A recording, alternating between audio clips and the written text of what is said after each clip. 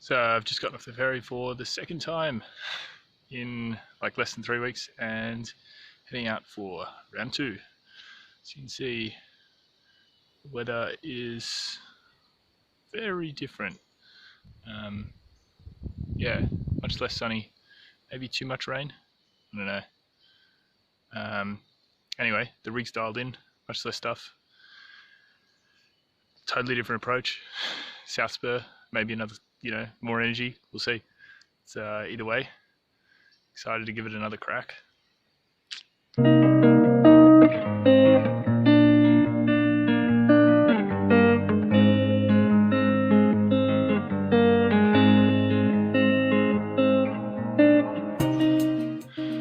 So it's about 5 o'clock, and I spent about 45 minutes running backwards and forwards on the track down the bottom at Acropolis. Actually almost went halfway up Acropolis. Completely missed any sort of turn off, even though I've done the turn off before. And I've got a fairly distinct memory of exactly where it was on the track, so I kind of went back to there, thought I'd just bash off the track and go like, okay, it's a big valley. As long as I go up it, I should be able to pick up the track with the zigzagging. It's been about another 40 minutes of that. I'm just out here in the valley, just sort of bashing around, vaguely following my way up. Yeah, I reckon I've got about 3 kilometers of this to go. I'll be able to make it to the Geryon campsite. Get some food and sleep.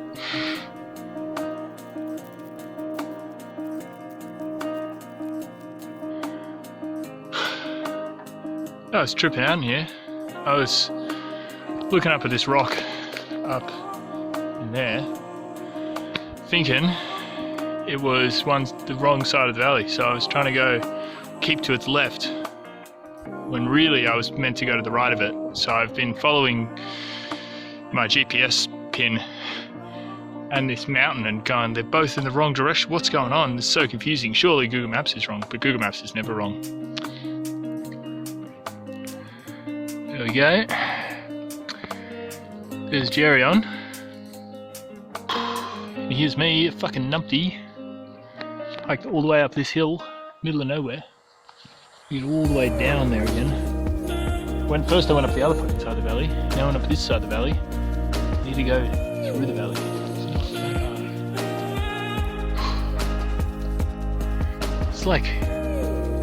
It's like 5 degrees here at the moment, and I'm sweating balls. There we go. Fucking very wet. And you can see there it is in the distance. Ew! After like 2 and a bit hours of horrendous sort of bush bashing up and down fucking huge hills, here we are, back at the creek that was meant to keep it to my right. I kept it to my right, kept it a couple kilometers to my right, just to make sure that it would really be to my right. And now it's just a meter to my right, so where I need to be.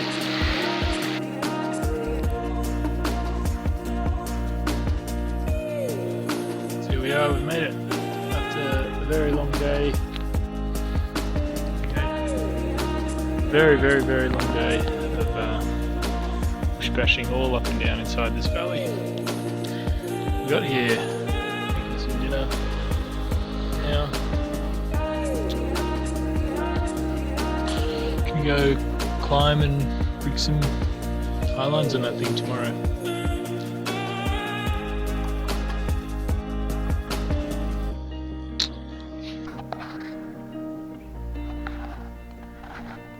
Like all good adventure movies, gotta make sure you have an alpine start. Get yourself up, ready to go. Oh, and don't miss Call from your mum. It's got to be the most enjoyable part of the day. You get to change your nice dry socks for yesterday's wet ones.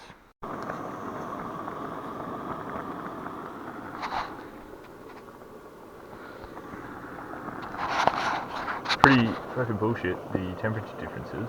Like down there in the forest I had double down jackets on and I was still cold. And now I'm regretting not bringing my sunscreen. Alright, so broken camp. Started making up a scree slope and I've timed it just right. Very unintentionally with that long sleeping. But the sun is just trailing behind me. So I'm gonna have the shade for the whole ascent hopefully. Should be very nice. Ooh, it's catching up. I better get moving. You know the ride's almost over when the screw starts collapsing under you. So if you're after any context, yesterday I walked all the way up here to the base of these cliffs when I'm meant to be going up the valley. And it doesn't look too bad from here, but the angle is roughly the same as what I'm climbing up now. That should have been the first sign. But I was in over the back of this hill here. So I was climbing up the middle of that valley. So every time I turned right, because I thought I needed to go this way, the hill would get really steep. And I go, oh, no, that can't be right. That's so steep. But so I continue off the middle of it at a less steep angle, but still ended up reaching basically these cliffs before I had to descend all of this scree. Well, not scree, it's like a dense wet jungle down to the river. So I went all the way wrong side here, then wrong side there, and then made it. Making my way up here. It's taking me a lot longer than I thought. It's already 11:30. There's the spire up there. So probably another half an hour till I'm on top of there. Yeah, it's a lot longer and steeper than I thought it was. But basically, I'm in the same position as I was a couple of weeks ago on the complete other side of the summit. About the same amount of water and food and time. But hopefully conditions are a lot better, not as hot.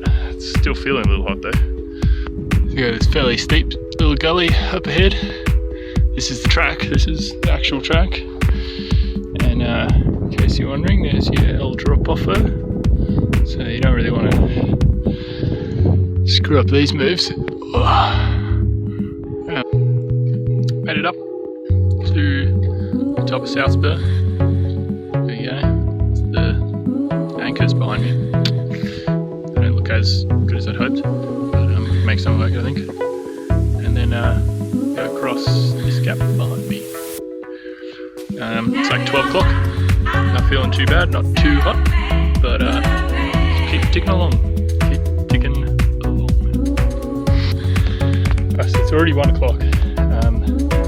Let's see here, I've just upside down the whole peak there while taping the rope to it, and now I'm going to walk it up this side, pop tight, hopefully have a highlight. So, just got myself up here. Webbing, I don't know if you can see it in there at all. It's the gap. Took a lot longer to do that than I expected.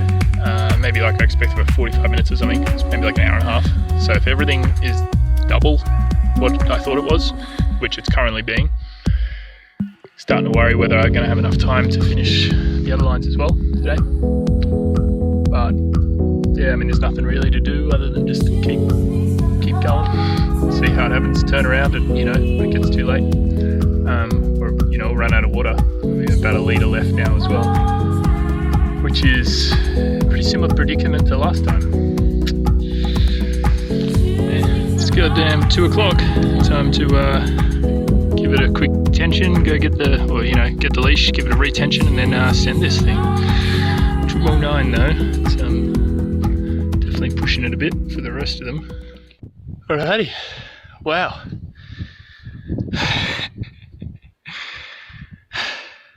So I just rolled across to kind of dump some gear on the other side, and I was going to roll back and retension it, but you know, there's no time like the present, so I just tied in and walked back straight towards the sun.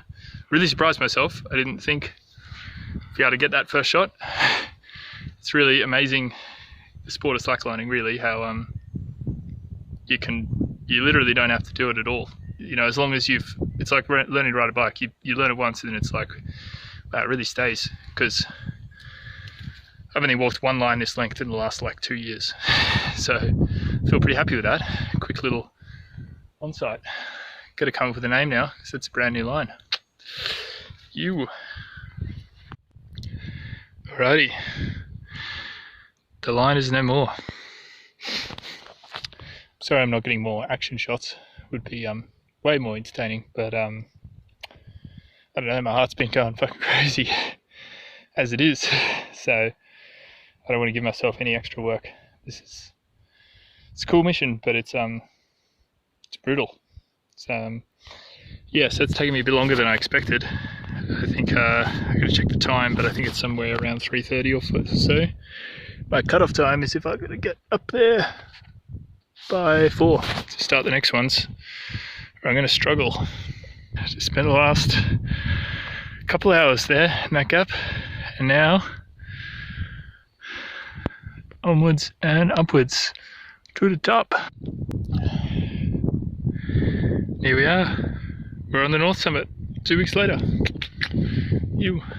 That's the top. Down to there, across to there. Yoo-hoo. So I've just kind of soloed up that corner there.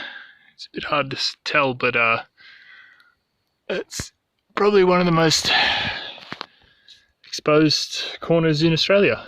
It's a good like 200-meter drop straight beneath your feet, and it's harder than I thought it would be. But I'm up here now, almost on the foresight. Dehydrated yet again. Could be foiled by water, I think. Maybe rig this line, maybe call it after that. Whew. Okay, I'm getting kind of cold actually, and it's already 6:30. I've just finished the second line, so I think I'm just going to walk this thing, de-rig and get out of here, because I've only got like less than half a litre of water left, no more food, and a fuck ton more rigging if I were to continue. So fuck that, let's do this and bail. There we go. So it's got the old rig and walk, just de-taped it, so the backup's just hanging loose underneath. Yeah, it's been a lot harder than I expected. I think if I just came to do these 3 in this one area, I would have been able to pull it off with the same amount. I've only got, like 200 mils of water left now or something. So I would have been in the same predicament, but had done these 3, I think. Whereas including South Spur was a bit of a mission, extra. But great to do. I'm very, very happy with South Spur. Yeah, now I've just got to tie roll off this thing, and that wasn't part of the original plan. Originally I had all this other grand plan of how to get off, and bailing off here, I think I'll have to make a way to work out a way to make it work. That's right. Yeah, because I don't want to leave all my material here. Obviously it'd be nice to use the existing bail anchors, but they're in very weird positions, so we'll sort something out. Alrighty, talk to you next time. So here's the anchor over there. I just dropped the webbing, did a 2 strands to get over. One of them is still just dangling over there because I let it go just before. There's a weird loop in there. It's probably a bit hard for you guys to see, but so I just had to shorten up the rope because it was a bit too long. So I just did a huge alpine butterfly. Got over here and I was like, oh, I hope actually I put that alpine butterfly on the right side of the rope. Thankfully it was, because otherwise the end of the rope is like way up the top. So I was actually able to let it go, which was good. Yeah, just pulling it through now. The anchor just around the corner there. Thankfully not too much friction, it's pulling through. And once this is up, I'll be able to get back up on top, start descending back to camp. About 7 o'clock now. Time is running out.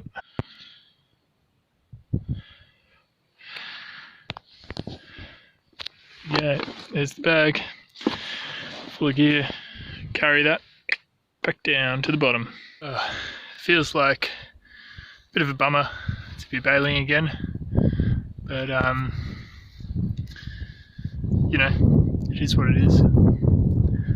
It's a pretty amazing spot to just get to chill out though. Up here on the North Peak.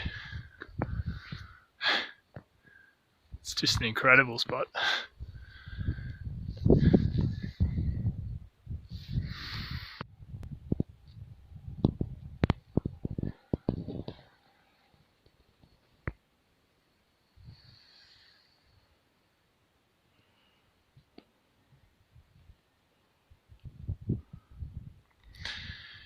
Just a heads up too, this looks pretty mellow and tame, but it's this whole section through here is some pretty proper climbing, probably like grade 7, 8, something like that.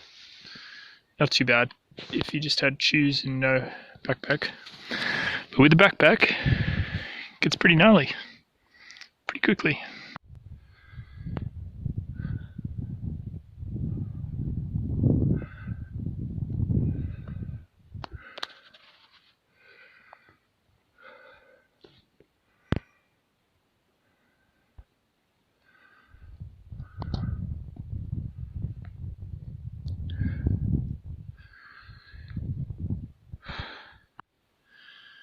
About like maybe a quarter of the way down now, so I've come back down off the North Peak. A bunch of scrambling all the way down. It's got, there's South Spur, just rigged a line, and this is the track here, right through the bushes there, along the side. Yeah, so just continue down, all the way down into the valley where my campsite is. I think I'll get back with just the last bits of light, which would be nice. Obviously it's possible to get down all the scree slope and stuff with a head torch. You know, it's possible to rig more lines up there given the daylight.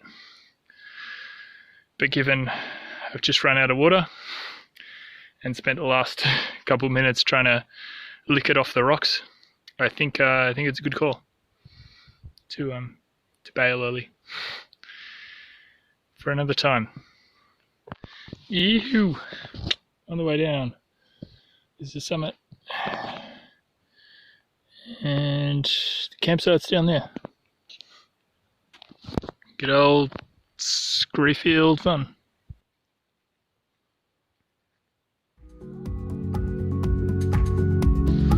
It's the very next day. You really can't get conditions better than I did yesterday. It's less wind today, but probably a lot slipperier.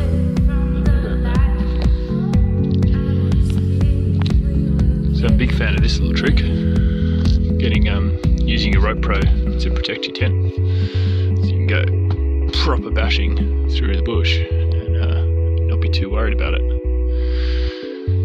Yeah.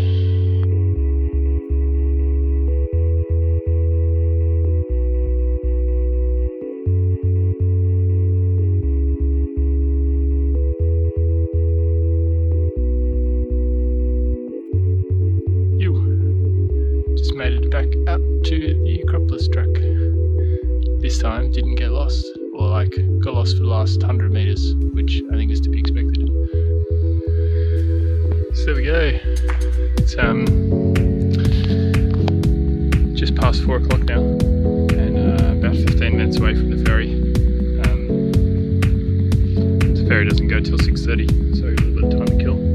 Just gonna chill out here at the river for the next couple of hours and try not to go insane, as always. And yeah, soon I'll be able to eat some actual proper food, have an actual sleep. It's amazing how quickly you miss that stuff after even just 2 days, or 3 days, 2 nights without it. Otherwise, feeling pretty tired, but better than last time.